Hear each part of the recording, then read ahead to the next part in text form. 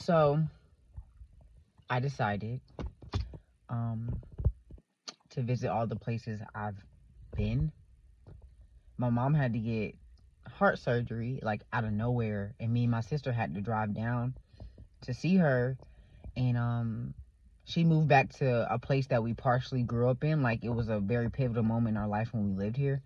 A lot has happened to me here, and for some reason, like, in my spirit, I just felt, in order for me to get the answers that I'm looking for, in order for me to really like find that little girl in me that I've locked in a box, there's a lot of stuff from childhood, like parts of my life I don't remember, and I feel like it's because I suppressed it and I disassociated myself with that trauma.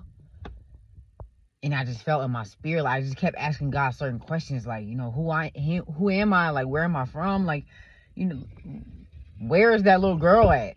I looked at pictures of myself in my mom's house. I'm like, where did she go? Like, where is she? Where's that girl where is she?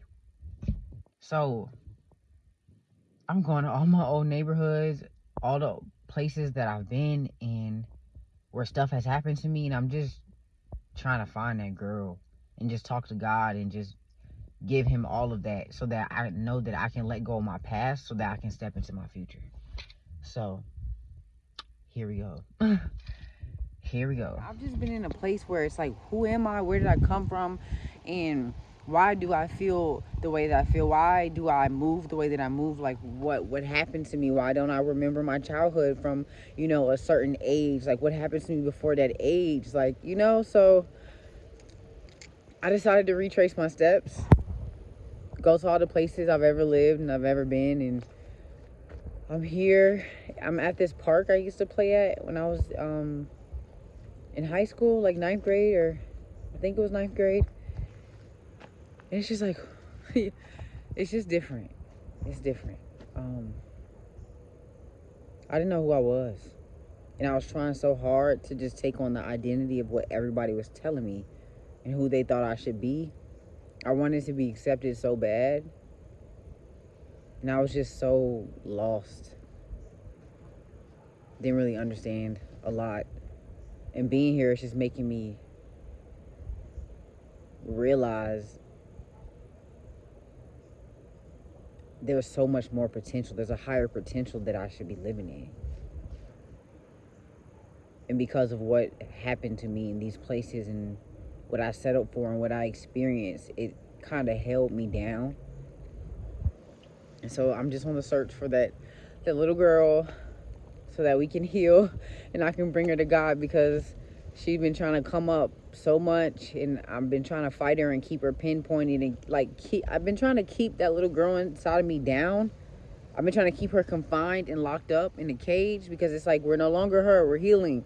But I haven't addressed her. I've just locked her up. So now when certain triggers come and certain things come into my life, it's like she just shows up full force, blackout, and I don't want that. I want us to be able to coexist, and I can acknowledge her and understand what she's been through and let her know that there's better for us. And I found it, but I can't keep fighting her to keep what I found. It's like, we both have to just embrace there's more for us. So I'm taking a trip down memory lane, and it's a little different, but I highly suggest that people do this. I feel like it's therapeutic. Yeah, so I'm going to show you around some of the places that I used to live, I used to be. This is one of them, my old neighborhood. This is the park I used to play at, right on this slide.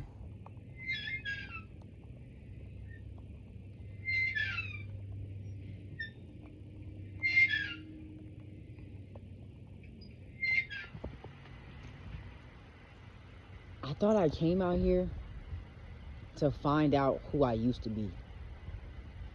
I thought I came out here to tap back into that little girl that I've lost attachment to. And I thought through that, I would find myself. And as I pulled up into the neighborhoods I used to stay in and sat at some of the parks I used to play at, God just showed me, you're not here to reminisce in who you used to be. You're not here to stir up those feelings of sadness and pain and trauma that you used to sleep in at night. You're here to release and to let go of that girl, because you're trying to hold on to her thinking that's going to be a part of your healing. And what's truly going to heal you is you letting that go. I've been finding myself saying I let go of my past so that I can step further into my future. I'm letting go of my past so that I can step into my new season. Like, I can't take who I used to be into where I am going. I kept hearing in sermons I was watching, like Pastor Torre and just different people, and they were saying you have to die. Like, your old self has to die in order for your new self to live. You have to be made new. So a lot of us on our journey to heal, we feel like we have to go back and hold on to what we went through and visit the place. Me visiting these places have helped me be able to let go of who I used to be. So I'm not saying don't do it, but some of us do it just to reminisce and to sit in that sadness. It's not healing. Healing is letting it go and just realizing I'm not this person anymore, and I don't have to hold on to that broken little girl to go to where I'm supposed to be. I don't have to hold on to that broken little girl to step fully into who I am, who I was predestined to be. So it's just like, I feel so free. I feel so just, I'm no longer her. I don't have to hold on to pain or trauma. And it's like, if all the things that I forgot from my childhood, because I disassociated myself with a lot of my childhood. Like, I zoned out and blocked a lot of stuff out that I don't remember. And it's like, I get around family and they're like, oh, you remember this? Or like, I'm talking to my sister and she's like, oh, you remember? Oh, that place? And I'm like, I do not remember none of that. But what if I'm not supposed to? What if that part of me is supposed to die off? What if me tapping back into that part of myself awakens something that wasn't even supposed to be back in my life? So I'm going to let God work how he's working. If it's supposed to come back up, if I'm supposed to remember and supposed to be a part of my testimony, it will be. But I'm just thankful and I'm happy I get to step into the new version of myself, and I no longer have to be the girl from this neighborhood. Be the girl that got violated. Be the girl who comes back to one of her hometowns and feels she got to walk with her head down. I felt myself walking with my head down when I first got down here to see my mom. I'm like, why am I walking like I'm ashamed of something? And coming back to where I grew up, and some of the places I grew up, it's just like, I can let this go. I'm made new. Like, I'm a whole different person, and I don't have to carry that shame with me no more. So I'm thankful. Like, I'm thankful, and I just want to share this with y'all to show you that who you used to be doesn't have to be now. You somebody completely and totally different. And that doesn't mean let go of your testimony or your story. Hold on to it so that you can help somebody else. But know that you don't have to walk as that person anymore. You don't have to walk as that broken child anymore. You don't have to walk in that trauma or that pain. You can let it go. I let go of my past so that I can step fully into my future. Seriously. And I pray that this video helps you. Like, my testimony helps you. My story helps you. Because when I was younger, I used to pray to God, like, send me an older sibling.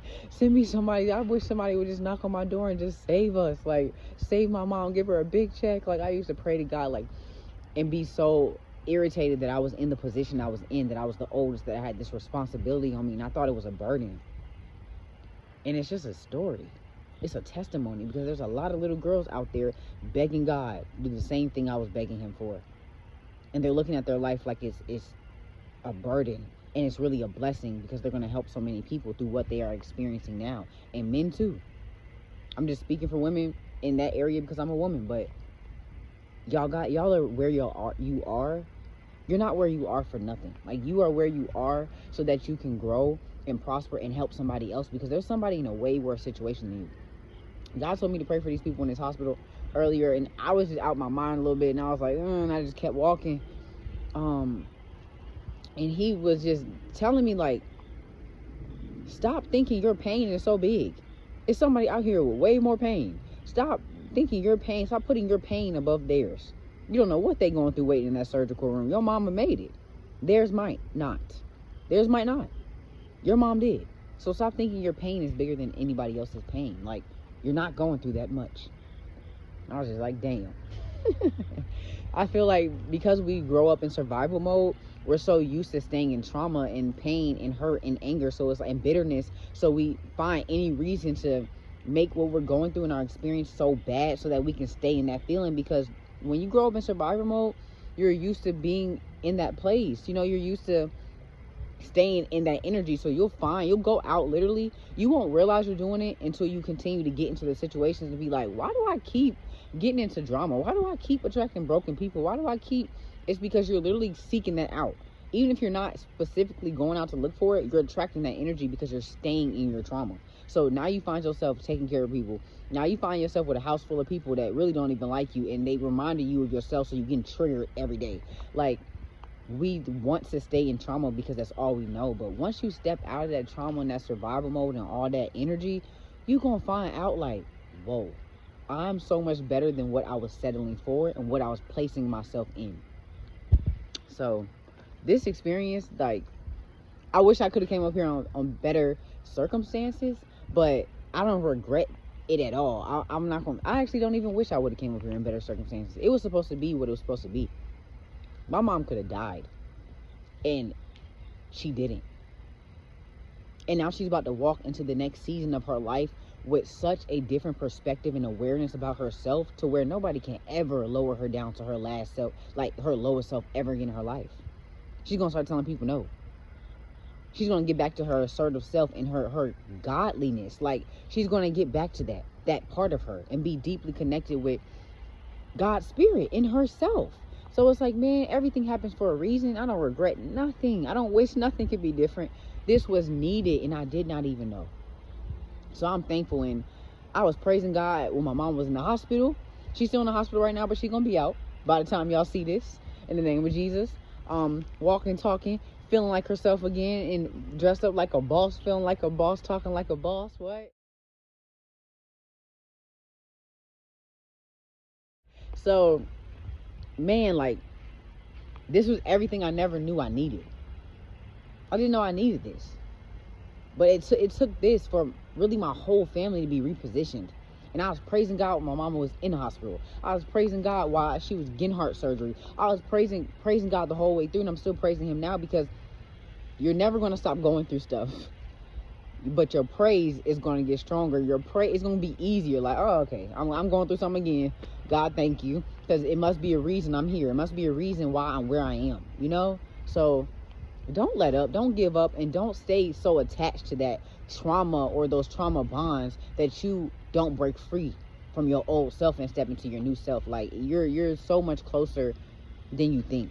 So stop looking at your glass as half empty and look at it as half full. Like, you're about to overflow with abundance and bless so many people based off of your pain. Okay? God bless y'all. I pray that God continues to give you substance in your life.